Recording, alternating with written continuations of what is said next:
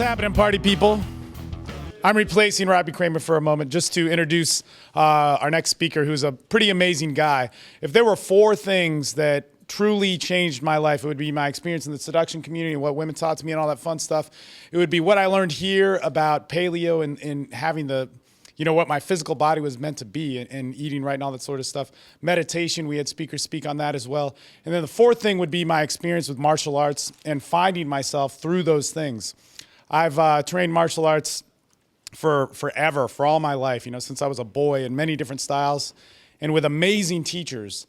And the guy who I'm about to introduce to you today is literally the best, hands down person that I've worked with and who's taught me the most about myself and is a reflection in all of my life and what we do. And probably one of the most dangerous guys that you will ever meet. His name is Edward Aiken. He runs a company called Force Dynamix with an X.com, which he will tell you all about. Ed, there you go. All right, thank you. All right, let's see if I can do this justice here. Thank you, Steve. Thank you, Anthony, for giving me the opportunity to be here. I'm based out of Austin, Texas, so I don't do a whole lot of these speaking things, so we'll see how it goes, but I do a lot of teaching. And I want to start with a little brief background on myself because it sets the frame for what we're going to learn about today. Okay, and it's a concept I call forcing the dark side. And before you start thinking it's about stalking ladies of the night, putting them in the trunk of your car, it's a little bit of that. It's a little bit of that. So there's a lot of useful things in here. But we will define what this is. And it's really more, so if you guys aren't in martial arts, don't worry about it. This is a concept that has changed my life in many ways. And hopefully if we get to the point where I can define it clearly for you, what it is, why you should develop it, and how you can develop that given the time, and you guys actually put in the applications, you will see some amazing results for yourself. So getting back to myself, I've been doing martial arts for 30-some odd years. I'm 40 now. So I started very early. And the reasons I got into martial arts are very similar to the reasons why a lot of people get in the seduction community. Okay, I was basically the AFC of the fighting world. I grew up in rural Michigan. I had no friends to play with, so I had little to no social skills when I was younger. And so by the time I got to a larger school, I started getting my ass handed to me every day by this group of guys, and it got worse and worse over the years. So my mother, bless her, had enough, so by the time I was about in 6th grade, she decided to enroll me in some martial arts. And I had some judo and some other things when I was a little bit younger, but this was really out of a necessity to stop getting beat up every day. And so, of course, back then, we didn't really have functional martial arts, right? We had YMCA karate and some taekwondo and maybe some crazy kung fu stuff. So the very act of enrolling me in martial arts didn't really help the ass beatings, and forgive my French, but they actually increased them. Especially the first fight when my karate actually came out, yeah, it wasn't good. So, but that was the impetus for me to get into the martial arts was really self-preservation. Okay, it had nothing to do with the tradition of the martial arts or that side of things, which now I've come full circle to appreciate. But it was really, just much like the AFC out there with girls who's shot down time after time after time, I was getting beat up time after time after time. And so what this did to me is it made me, after training, and I didn't want to give up my training, to seek out a functional martial art. And it took me to about the age of 17 to actually find something, and it's an art called Jeet concepts. And it's really Bruce Lee's approach of how to train in the martial arts. And really back then, it's a precursor to MMA. It's cross-training. These guys were boxing, kickboxing, using weapons, doing some grappling. And so it was finally at the age of 17 that I found a functional art.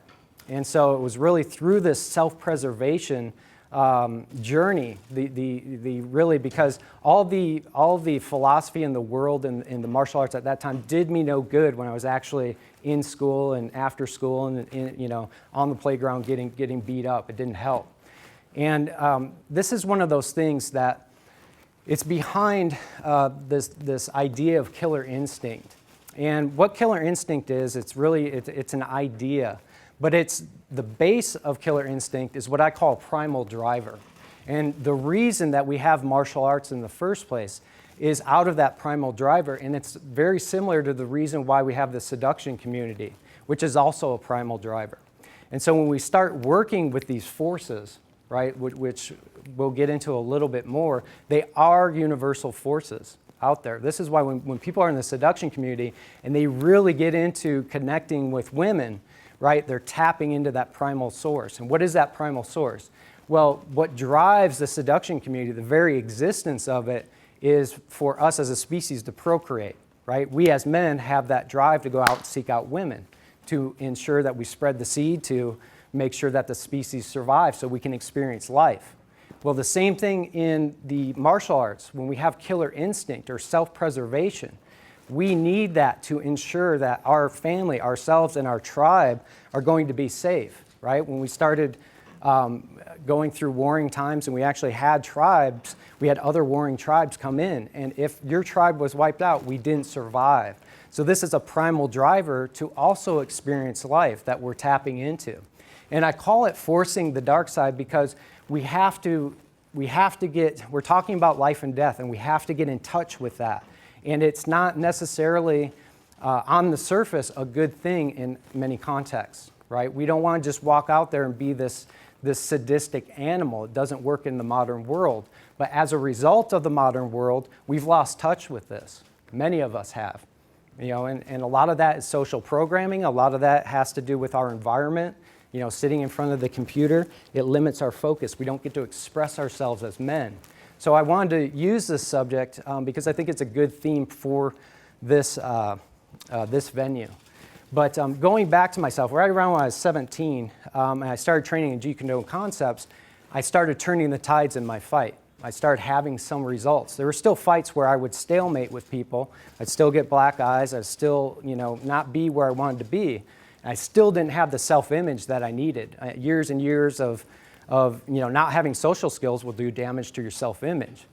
But it was through this that led me to go to California and start training with another JKD expert, Paul Vunak. And at the time, I believe I was 19 when I started training with him. He was just getting done with his contract with SEAL Team 6 out of Virginia Beach. Okay? And Vunak is one of the biggest influences on my life. But he also has, in the martial arts community, at that time, he kind of was a sore subject because he was just about fighting.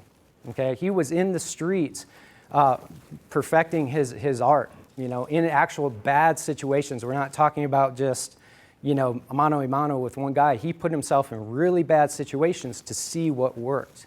Okay? And that caught the eye of the government, who then in turn wanted him to train SEAL Team 6. And how he got the eye of the government is a whole nother story. But so what happened was when he started training SEAL Team 6 in Virginia Beach, then these guys took his whole system and actually applied it in combat, but they also would apply it into biker bars and the bar scene down in Virginia Beach and come back with in-field reports, much like the seduction community, right? What happened with this? Well, this guy came out of the blue. Like, so it was so very similar, but out of this idea of killer instinct evolved.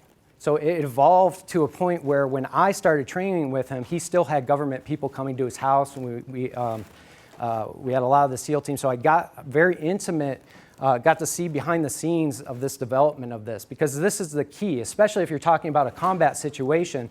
The SEALs have to be able to turn their killer instinct on and turn it off. Okay, and that's part of what we're talking about. We have to have the ability to go from 0 to 100, but back to 0, to keep a calm head, right? It does no good if you're in a long-range firefight to be at 100. Okay, you have to keep a calm head. And this is the same thing in a street fight. If we start out at 100 and we're matched with a superior sized biker who's spent some time in prison, he's on steroids, PCP, and he wants to eat your face, right? If we go force on force with that, especially me with my size, I'm going to lose. So there's a time and place to tap into this side of ourselves. And when we do tap into it, it is that killer, sadistic, total disdain for that which is in front of you. And that's a person who is trying to hurt you. But I want to go back, and I'm going to use the analogy of a street fight, because I'm not I'm hoping none of you ever has to street fight. But really, the street fight is an analogy for life, right? There's struggle, there's opposition, there's stress. There's hopefully sometimes when you're in trouble, your friends will jump in, but most of the time you're left to fend for yourself, okay? There's a beginning and there's an end, and sometimes there are those that conspire against you. So it really is an analogy of a struggle. But I don't want you to think of just this in the context of a street fight, because when I break this down, the killer instinct, right, we can put any context in there. We can take out the word street fight and we can put pickup. We can take out the word pickup and we could put business negotiation. So these elements in killer instinct are going to be there. It's just to what degree do we express them. We're not going to express this when we're in a business negotiation, but we may need that unspoken to get that negotiation. Okay, and I'll share a story later on that Phil, one of my students, shared with me before we got on. It's a good demonstration of killer instinct. But I want to get into a little bit more of what this is. And part of it is being able to turn it on and turn it off. See, the turning off part is just as important as turning it on, because we do have to keep a calm head. We have to assess. We have to see when the opportunity presents itself so that we can go in and destroy that which is trying to destroy us. Make sense? Okay? So let's talk about killer instinct a little bit more. What I call, just for demonstration purposes, we're going to look at things as a scale, right? And in the context of a street fight, we'll call this the scale of bad intentions, right? When it's not a street fight, we can call it the scale of intent and action. Because what I'm going to give you today is really it's really a way for you to tap into a part of yourself that's there. Everybody has it. Believe me, I know.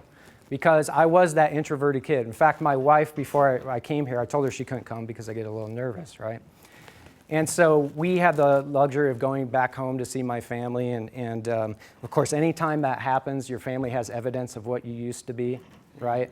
And I was the head geek. I was actually the drum major for my band, which you can imagine didn't help my fighting life very much, right? But while I was there, unbeknownst to me, my mom had given her some plaques that I had earned as being the drum major in the band. So she was bringing those out, because I told her she couldn't come. She said, well, while you're talking about killer instinct, just remember who you are. I was like, oh, and then I demonstrated this side of killer instinct, and I let her live, right? I took that. So, but that's part of it. So it's something that, the reason I'm sharing that is because it's something we can develop.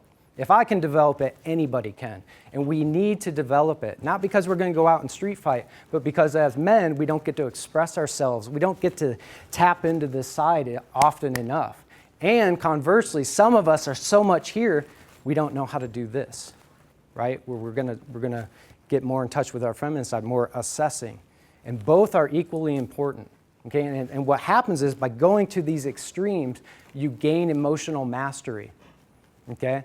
You're gaining a part of yourself. You're waking up that sleeping giant within yourself because it's a primal driver. Okay, it is ki or chi. It is life force that you tap into.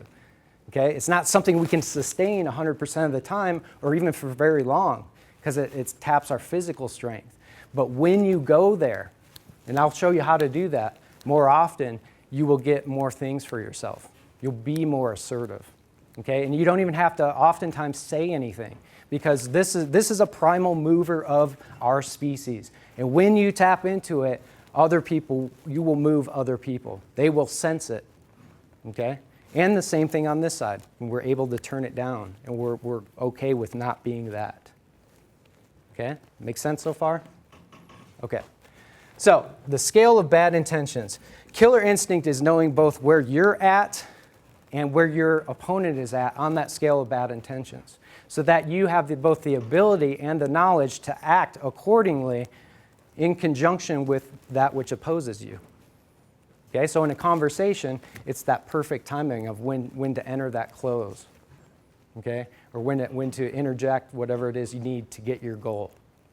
Okay, in a street fight, and Once again, this is the analogy. But most people, when they want to fight you, they're going to do so out of anger. Okay?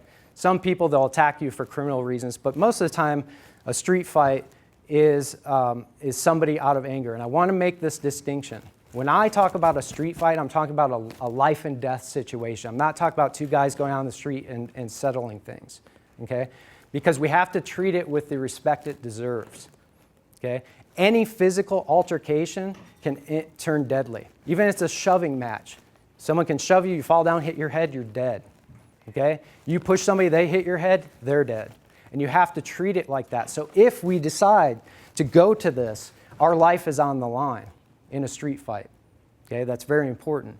But this isn't a blind rage. This is a focused state that I'm going to teach you how to get that will help other areas of your life. Okay? And you don't have to develop it through fighting. But this is what I'm talking about. So we have this state. And when somebody is going to attack you, usually they're going to be at a 10. Let's say it's a scale of 1 to 10. They're pissed off. Where we want to be is at a 0 or a 1. Okay? We need to assess what's going on. We have to open our focus and our awareness to see what's happening. Okay? If we have the luxury of space. If we're going to fight and you're over there, this is good for me, provided there's no weapons. Okay? But I get the chance to observe both where you're at, what's around you, what's around me, what your intentions are. Do you have a weapon? Right? What's my internal state? And your focus is on me. Okay? So we have to have this difference of focus if we are to survive a situation where this guy is much bigger than us, perhaps more skilled, whatever the case may be. If I go force on force, I'm going to lose. So I have to bide my time to get the right shots with the right intensity without taking damage, because I don't want to take any damage if I can help it. Okay? So when they're at a 10, we're at a 0 or a 1. And then as we go through the fight, we pot shot, we move, we inflict pain, they start going down, we start going up, and at the right moment, we enter at 100%. So we have to have the ability to go from 0 to 100, but also back down to 0 should my pass not work. Okay, make sense? Because it's really not the pass that I'm talking about. I'm talking about the ability to turn it on, turn it off, turn it on again, and turn it back off. Not because of what I want, but because of what's actually happening in the moment. And you cannot predict that. You may do a pass and it doesn't work. You have to go back to 0. Okay? And this is something Steve needs to learn. Where is he? Okay, so we have 4 components of the actual overall scale, right? And these are also on a scale. So we're going to define these.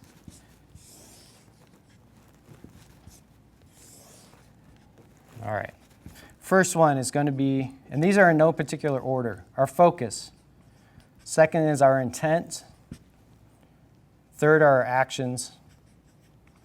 And finally, our emotions. Okay, so our focus, provided we have the luxury of distance. Okay, and this is going to be true for conversations that you're in or whatever it is. It can be presenting, right? Your focus, when you're at this end of the scale, has to be wide. Okay? You have to take in the entire setting. You have to know what's behind you, where your possible dangers are, where your exits are, right? Who's friends with who? Are there weapons involved? So we have to turn down our internal dialogue, which we'll get to next, is our intent or our thought process. But our actual physical focus with our eyes needs to widen. And when you do this, you put yourself in an alpha state. Does anybody know what an alpha state is? It's like a light hypnotic trance. You're able to take in more information so you can process more without your conscious mind getting involved. Because if you overthink things, you're not going to pick up the threats out there, or he may move in and now you're in danger city because you were thinking, oh my God, I left the stove on. Okay? When you're here, so that's one. We'll list this over here. We have a wide focus. Actually, I should reverse that for y'all. Wide focus. This is 0, 100. Right? So what's our focus when we make our decision? When we go in with our blast, right? Where we actually make the decision that we can take this big guy out of commission with our killer instinct, our bad intentions, our dark side, right? Where's our focus? So if it's wide, what do we have over here? Narrow, right? Oftentimes, when you train this sufficiently, you will black out. And this is actual physiological function. When people get into life and death situations, something happens fast, you become hyper-focused. So a lot of the peripheral will go away. Not always, but a lot of times it'll go away. So we want to take our focus and shift it to just that one thing that's right in front of us. So if it's a goal, that when we decide to go through and destroy our obstacle or to get our goal, our focus is on that, and that's it. That's all that exists. Whereas out here, we're assessing everything that we can. We're open, we're assessing. We're not labeling, we are just assessing what is and what is happening. We're not adding to it, we're getting out of the subjective mind, right? Our focus becomes narrow. Our intent or our thought process, when we're over here, our thought process is to be assessing and observing, right? But we also want to be not rattled. In other words, you want to be safe under pressure. You're going to have blows coming at you, right, in the context of a street fight. But we want to have a detachment. It doesn't mean apathetic. And this is true for conversations or for pickup or whatever it is, right? When you are in this state of things and you're open and you're assessing what's going on, it's like you're light and playful, right? You have to have some sort of emotional attachment. If you're apathetic, especially in conversation, the other person will pick it up. You don't care at all, there's no emotional attachment, it's going to blow the whole thing, unless that's your goal, right? If that's your goal, then that's fine. But in a street fight, we have to have some element, some emotional attachment, so there's going to be a little bit of fear there, and a little bit of fear is okay, but we don't want that to overwhelm us, okay? So we want the thought process of being more of assessing, nice shirt, nice tie. Watch out for the traffic back there. Hey, the cops are coming over there. That lady's on her cell phone. This guy might have a weapon. Whatever it is, it's assessing. We might be adding a little bit to it, but it's more in the language of, hey, watch out, this might happen. Okay? We're assessing. Whereas this, the intent, thought process behind when we go to 100% in our killer instinct is one or nothing. Okay? It's one or nothing. Either you have no thought in that moment, and that's hard to sustain if we're able to sustain it at all, right? It's one or nothing. And that one could be go, could be kill, could be fuck you, could be a scream. Whatever it is, whatever your mantra is, you do it. Mine, I tend to black out. I tend to not remember. Just, guy's on the ground. Oh, okay. Not always, but that's the intent. But the intent is one or nothing. And when we can go from this, right, we're up and moving, to this, we go 100%, that's the thought. When you can get, and it's a feeling, right? I can demonstrate it, but it's the feeling. When you can get that intention, more often, you're going to see a whole bunch of things happen for you. Because a lot of us are ADHD now, just by the very, very nature of things. There's so much going on. Or we're too narrowly focused, but we're over here. Right? Focus should be here when we're intense, but we're trained to be focused on our computer. We don't look at the peripheral. So it's killing this over here. The very fact that we have to stay in our cubicles. So at my company, I have a saying that says, kill your cubicle. Because we're training to be in this box, right? It's a prison cell. So if you physically go out and kill your cubicle, film it. Okay, if you go and you actually throw your computer, that's not what I'm talking about. But if you do that, film it. Give it to me. I want to use it. Okay? But I'm talking about the cubicle in your mind. Because we really do, physically, when we're here. And I'm not saying you can't have, great things don't come from writing or all that. But me personally, when I spend too much time on the computer, I can feel it. I have to go back out and physically change my focus. Go through the routine I'm going to show you guys so I can remind myself that I have this motivation side of me, that I have the ability to do what I want versus I don't even know that exists. I got to pay the next bills, okay? So that's our intent. One or nothing, or more of observing and assessing. Actions. Well, in a street fight, actions are more of a lateral type of footwork. We're responsive. We're not 100% defensive. We're side to side, we're moving. We are going to inflict damage over here, but we're in long range. We're moving, we're assessing this guy. Does he have a boxing structure? Does he have a Thai boxing structure? Is he an MMA fighter? What is it? Are his friends involved?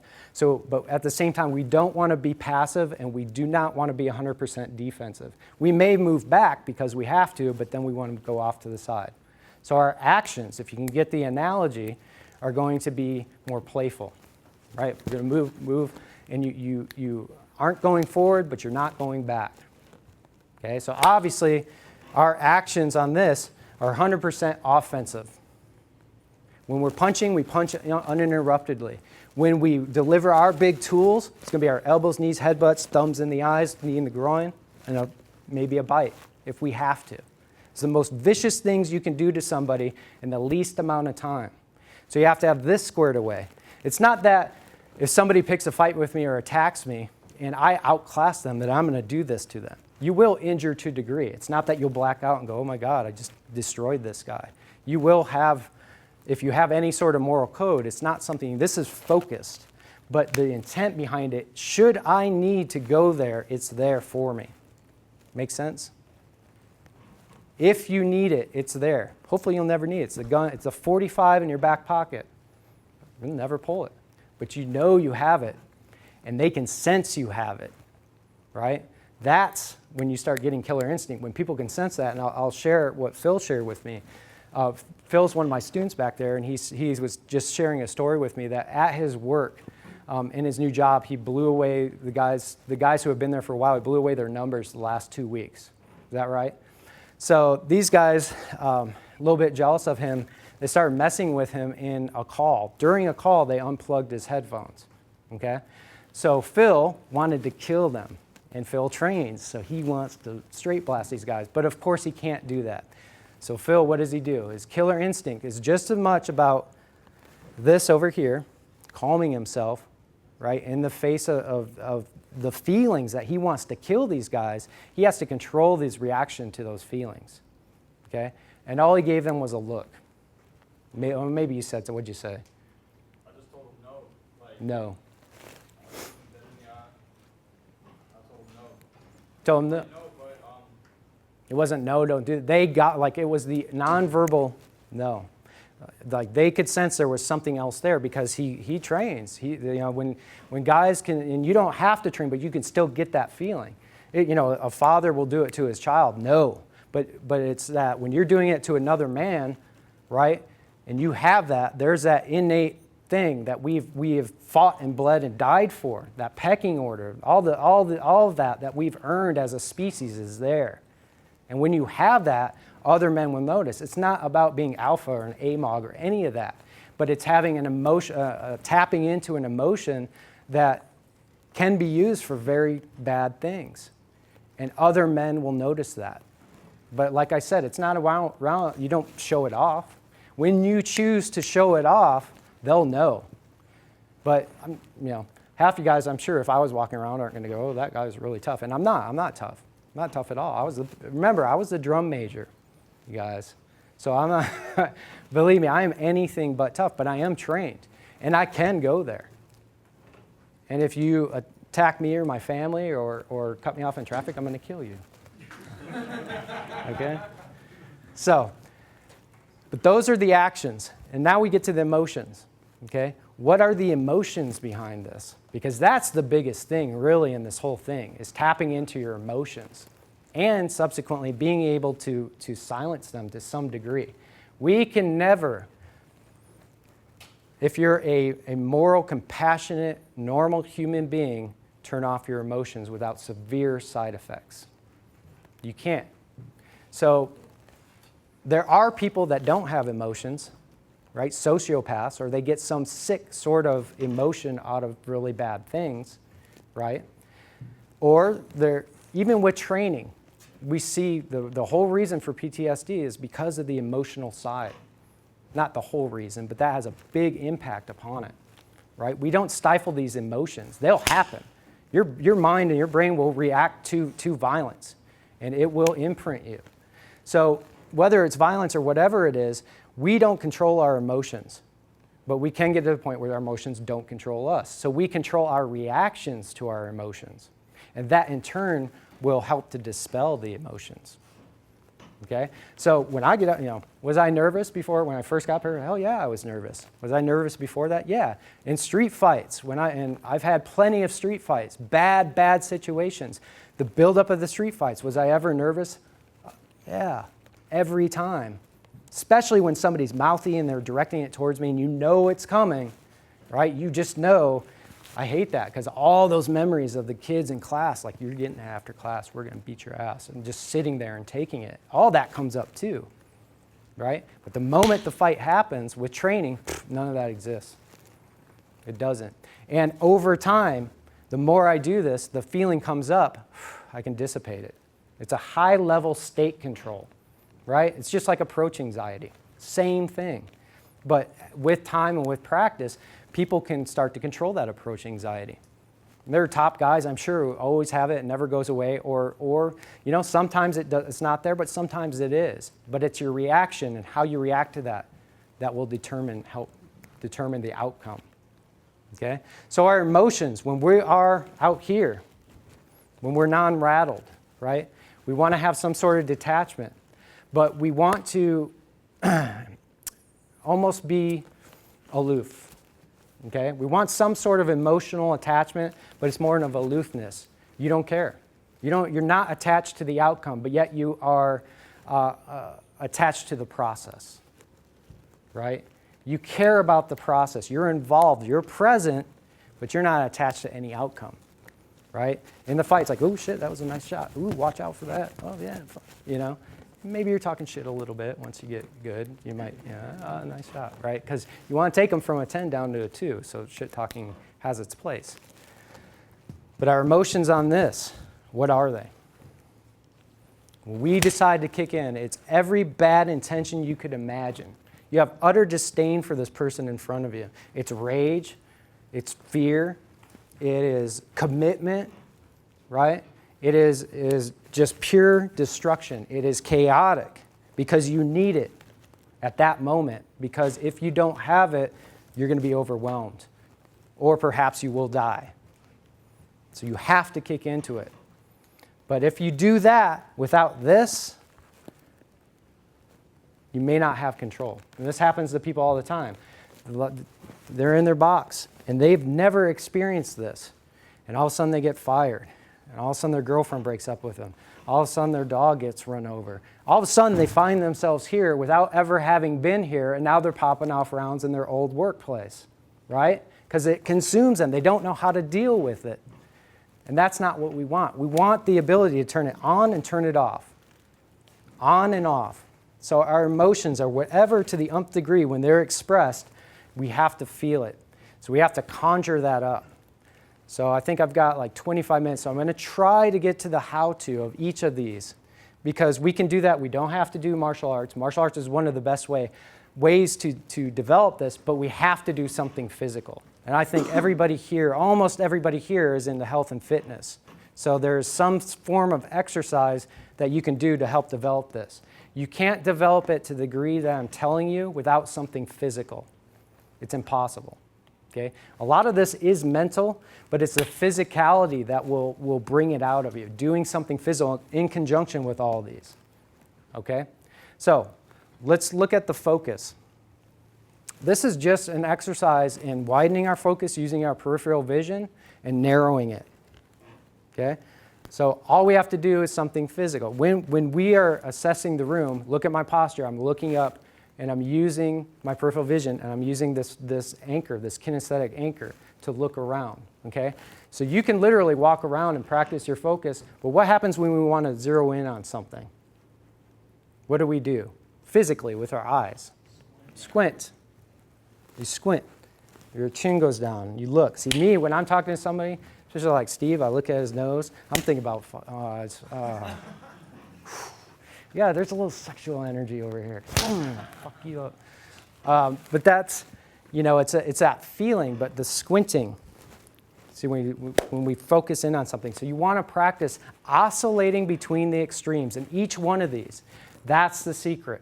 When you oscillate between the extremes, and you can do it at will. You don't need a cue. You don't need to get pumped up. It just happens, okay? And you'll see with fighters, they have to get to a certain state before they do that, before they get into their fight. That's something a little bit different, okay? And they have the luxury of time. See, an MMA fight or a cage fight is not a street fight. And so we don't have the luxury of preparing for it other than our training outside of it. But when it happens, it's going to happen. Hopefully it never does. But if it's going to and it happens, we have to have the ability to respond instantly to it. Otherwise, you're fucked. Right? If somebody jumps out from a bush and is intent on attacking you, and you don't have that in your mind and no training, you'll well have some fight or flight. But most of the chances, if you don't have that ability to a guy actually physically grabs you and throws you, and you can't kick into that, it's going to be a tough night for you. Okay? But you don't even need it for that. But it's that ability to go from 0 to 100 that is the secret. Okay? So we want to oscillate back and forth from wide to this. So you can just pick one thing out in the room, look at it, and go wide. And look at it. Right? And this can be used in seduction. And actually, I told Steve a long time ago, because I occasionally look at some of his stuff. I'm married now. But I occasionally look at some of his stuff, right? And when he does his rapport cycling, what is that? That's like a fractionation. Is anybody familiar with his rapport cycling? So what he's doing is he's taking the state from a light, open, playful, and then he's turning up the intensity, and he's focusing. And then you go back, and it fractionates the subject. See, so this phenomena exists in everything, right? So our focus, we want to go from wide to narrow. So our intent, our thought process. Remember, we want to have as little internal dialogue as possible. We want to turn it down because we don't want to get caught up in the subjective mind. We don't want to get caught up with what's in here, with what we think should be out there, because we need to assess. Especially in a life and death situation, you better know what's going on around you. If you don't know who's friends with who, that's your fault, because you're too focused.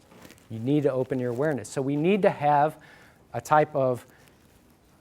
this type of, hey, look at that, hey, look at that, hey, look at that. We take the peripheral and we're pointing it out to ourselves. So mentally, I'm like, nice blue shirt, nice light, that light's bright. Things that we're observing, bright to me, that are in our peripheral. And then we want to focus in on one thing, and just that's the one thing that exists, so candy, right? But it's an oscillation, so we want to do this as an exercise, focus, exercise, focus, exercise, focus, right? We want it like that. That's a simple way, and that's something you can do without the martial arts. But I'm going to put this all together for you in a physical activity that will elicit this out of you. Because if you're going to exercise anyway, you can do this without too many people going, what the fuck is that guy doing? Right? So that's what we want. We don't want to look too crazy, but we want to be able to be crazy when we want to. So our actions, if you're talking about footwork, side to side, right? So I can just literally jump rope, and then when I go to this, sprint forward and go back to jumping rope. Sprint forward, back. Emotions. So once we get all these things in sync, because we want to shift our focus, our intent, and our actions all at the same time, our emotions have to go with it. So what's one way to start to control emotions? Observe them. Observe them. Breathe. Breathing. Breathing. And you will observe them. You will. You'll feel the initial, and then you'll observe where they go through your body. Breathing. So when we're here, easiest way is to breathe from your diaphragm. Just that. Remind yourself, breathe from your diaphragm more often. Because we carry our emotions to a large extent up here, especially when it's life or death. So we can purposely guide our emotions up here. I always like to make that like it goes up your thing, because it comes from our base, from here to here. And usually when you're exerting yourself, you're going to breathe from there anyway. If it's 100%, if it's a sprint, a burpee, something like that. Okay, where you're going 100%, you're going to breathe from up here. Okay? So what's an exercise where we can use all these that I can give you guys? Well, one thing I'll suggest And I think hitting stuff is one of the best ways, but since some of you guys probably won't do that, hitting other human beings is even better, right? It's probably the best thing. But what we'll do is we have our focus. So what is your focus? One of the best things, very simple, easy. I'm going to just write this down. Tabata rounds. Who knows what Tabata rounds are? Anybody? What's a Tabata round? 20 seconds of max effort, and then 10 seconds of rest. Right. So 20 seconds. So you pick an exercise. It can be squats. It can be whatever. Right? What are these types of squats called? Yeah. Jump squats. No. Never mind. You can do jump squats, but whatever. Okay. So whatever your exercise, it can be push-ups, it can be burpees, whatever it is. But in my opinion, it's got to be something where you're exerting yourself, where your whole body's involved almost. Okay. But we want Tabata rounds. You said it was 20 seconds on of intense exercise with 10 seconds off. So we change this and say Tabata rounds with random intervals. But your exertion interval doesn't exceed the 20 seconds. Okay? Because you're talking about everything you have energetically and physically and mentally and emotionally all aligned going forward at 100%. It's going to blow your wad after 20 seconds. We can't sustain it. That's why you don't see guys just chasing each other around the ring. As human beings, we can't sustain that. So maybe around 5-10 seconds. But what you want to do is get an interval timer where the rest period, and the rest period can be as long as you want. It could be 5 minutes. Okay? Because we don't know the opportunity when it presents itself. And I'll go back to the analogy of a street fight. If I'm moving around at long range, right, and I flick this guy's eye, it doesn't quite work. I pot shot him there. It doesn't quite work. And on the next shot, I knee him in the groin, and I see it reacts. I have to go then. I'm waiting. But that whole scenario might take 2 minutes to happen. So I have to be patient because I don't want to be in the kitchen with this guy when he's swinging. So I want to be on long range. I want to inflict damage, but I don't want to go in. So I have to be patient. So this side of things, I have to maintain that cool head and the wide focus, the observance for as long as it needs to be. But when I go in, this hopefully won't take any time at all. Hopefully I'll just grab it, take him out, one shot, boom, he's done. Hopefully that's what happens. If I have to chase this guy with intensity and he's starting to get away from me, I have to go back. So it teaches you patience. So when we have the Tabata rounds, right, you can pick your interval, your rest interval is just lightly jumping rope like this or moving on your feet, right? Anyone can do that. So it's still a workout. When the timer goes off for your intensity, you need to emotionally, physically, and with your breath and your focus, do everything that I went over. So if it's push-ups, put this symbol on the ground. That's your concentration point. That's the only thing that exists in your focus. And you, with your feeling, need to put all of your willpower into that. And then jump back up when the timer gets in. You move around. And this has to be squared away. And then when the timer goes off again, boom, you're there. Everything. This is the only thing that exists in your mind for that interval. That's how you train it. And you get a hell of a workout with it, too. It sucks. It really does, because you don't know. It's ideal if you get the timer set so that you don't know when the interval's in. Don't set it up yourself. Just have somebody randomly set. And there's plenty of apps for it. Unfortunately, I don't know what app I have. We do it just out of sparring. Okay? And that's one of the best ways, because when somebody's trying to take your head off and you have to remain calm and you're actually getting hit, and even when you get hit, you're talking about observing where that pain goes through your body, and still keeping a calm head and reacting to the other person. That's where it's at. But we don't want to get hit. I spar all the time. I don't like getting hit. Right? That's for Steve. That's Steve's job. Steve likes to get hit. He ran away. Oh, he's right there. Fuck. So that is it as far as what we're talking about. How much time do we have? Anybody? Okay, 10 minutes. So let's have some Q&A. and then we'll have some TNA, right? Okay. Yeah.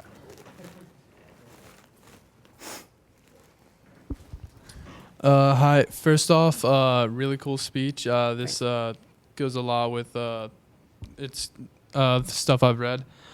But I'm someone who, just growing up, I was just emotionally desensitized to a lot of things, just to like let stuff roll over and not like worry about it.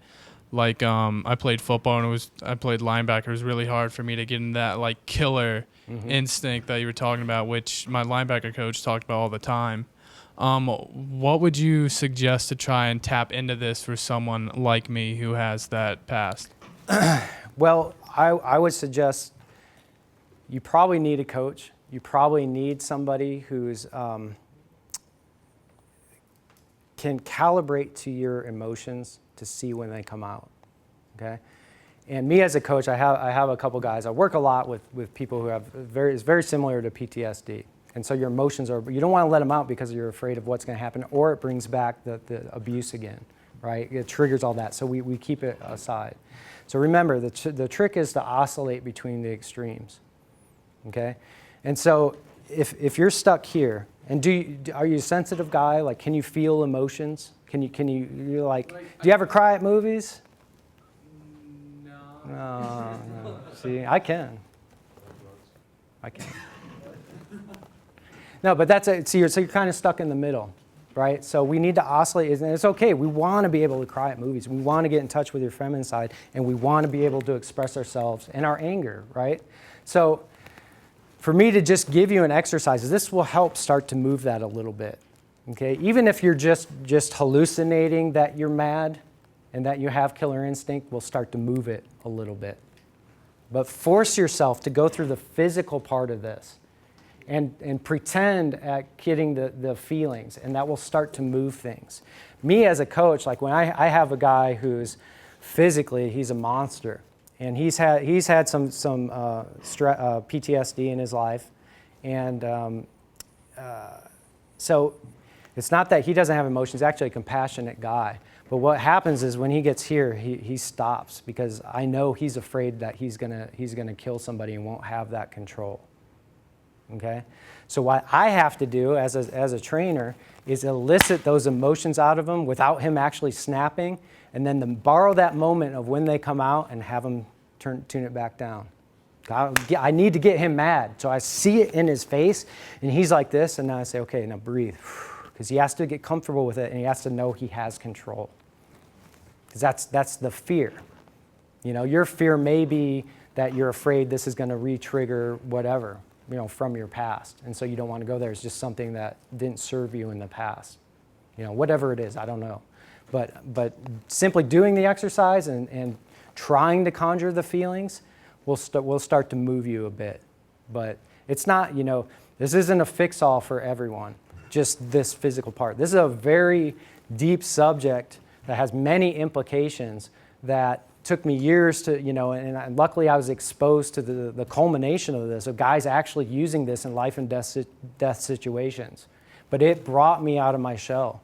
And so it's not, this is something to help you in the limited time we have, but this is the starting point for you. Okay?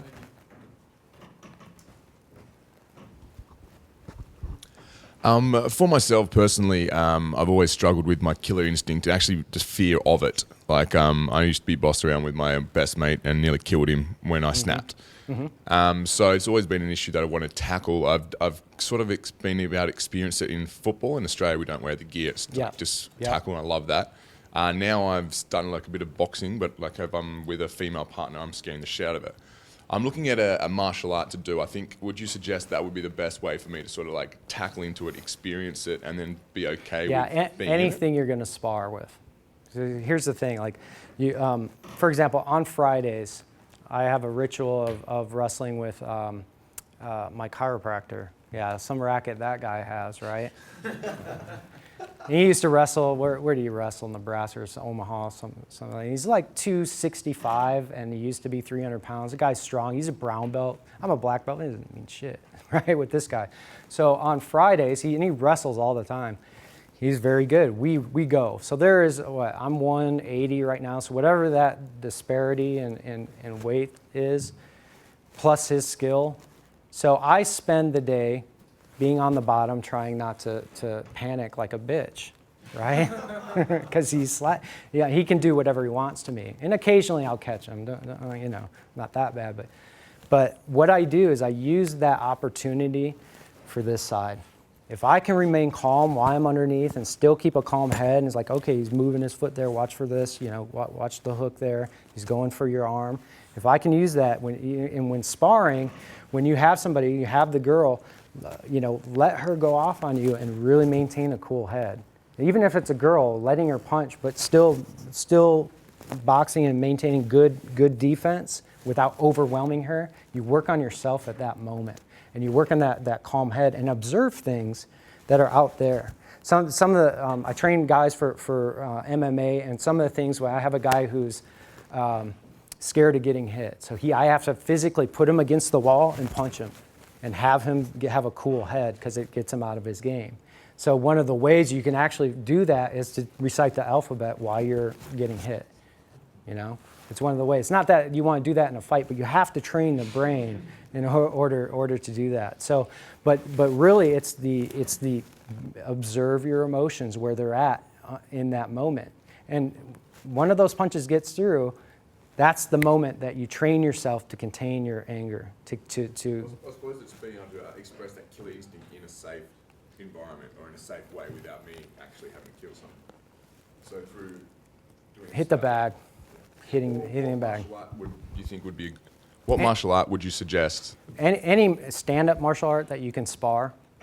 Because jiu-jitsu a lot of jiu-jitsu is this side of the game. There's killer instinct in it, but you don't get to express it that often. You know, you will more with no-gi and with MMA, but anything where you can stand up. And even when you're standing up, you may not express this. See, to me, JKD, where we get the helmets out and we can go full bore with armor, that's when you can go. You know, even Krav Maga will do that because they'll wear the armor. So that's when you can get the expression of that. Okay, when you can really go 100%. But if you're just sparring, you'll do it in smaller moments. When you get a jab or a cross and it rocks them, then you go in with 2-3 shots and you turn it back off. You're not trying to kill your partner, but you get to express it in smaller doses. Where when you get the gear on, I hate you, Steve. I like to use Steve. I love to hit Steve. Where is he? I love to hit that guy. You know, like he says, because he'll hit me and then it pisses me off and then I get to practice all this stuff, right? So does that answer your question? Yeah. Okay, good. Cool. Hi, Ed. Thanks Hey, for all your right. talk. It was very good. It seems like you do this every day. Yeah, So I do. anyway, I wanted to ask, what's the role of diplomacy? What's the role of diplomacy? So let's say that Shun Tzu was still alive, and he came across this situation. I wouldn't see him, fighting. He would probably, try to, disturb his opponent or Right. try to Here's the befriend thing. him. Remember, what is my definition of a street fight? It's a very serious situation where people can die. So if I'm going to make that decision to fight, and it wasn't always that way. I had a very selfish reason for fighting, was to overcome my bully. I wanted to exact revenge on my bullies, and I did. I did. I actually traveled back anyway. But it evolved, and as my experiences, because then it became about like, oh, I'm getting better as a fighter. Then you get the ego, and you're like, I'm a fucking tough guy. Let's see what happens. But you want to get to a point where it's a very serious situation. And I have walked away from more fights than I've ever been in my life. And morally, if I can justify this situation happening, it's myself or my family's in danger. Okay, it's not some guy, and I have compassion.